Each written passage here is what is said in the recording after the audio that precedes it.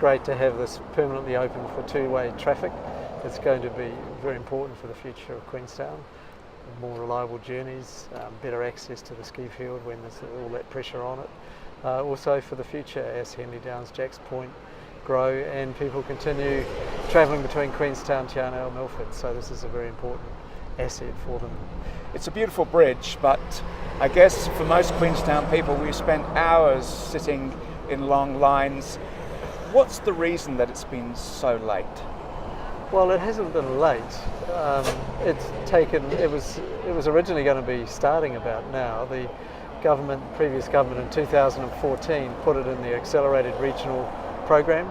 That meant we could start construction 2 or 3 years earlier than we'd planned. I think what happened is the forecast that everyone was working to in the Wakatipu Basin suddenly changed post the economic sort of crisis internationally.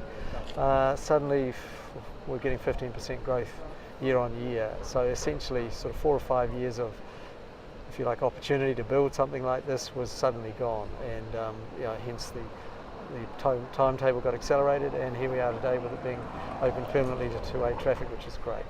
You've now got a new group in Queenstown which is designed to stay on top of growth. Will you win? Can you stay ahead of the curve?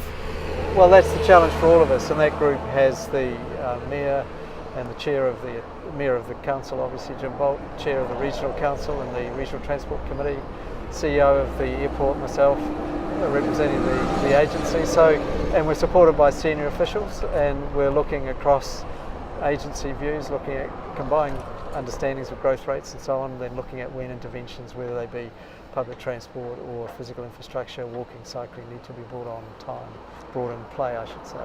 Is it accepted that Queenstown and Wanaka are now a special case, or are we still in the queue with all other roading projects? Well, the whole of New Zealand works as a national system for funding, and within that there are high growth areas, of which clearly Queenstown's one. But there is a national approach to investing. There's an investment assessment framework. It looks at safety, it looks at access, it looks at journey time reliability and so on, and it puts all projects through that. The previous government had this acceleration approach. The new government's very strong around safety, very strong around access, so therefore projects and programs that have that sort of focus will be further up the queue. But responding to economic development is part of the assessment framework. And it's about having the conversations, about getting the data together and assessing them and putting them on the table. Mayor Jim Bolt has expressed some frustration with the slowness of the NZTA process as he sees it. What's your response to that? Well, there's a complex process that we do need to go through. That's trying to get that balance between value, money and speed, if you like. We're learning how to streamline them as best we can. There's also been a learning curve for everyone in the consulting industry, because some of these assessment frameworks are new, and some people have taken them one step at a time as opposed to doing them in parallel. So we are looking to speed them up where we can.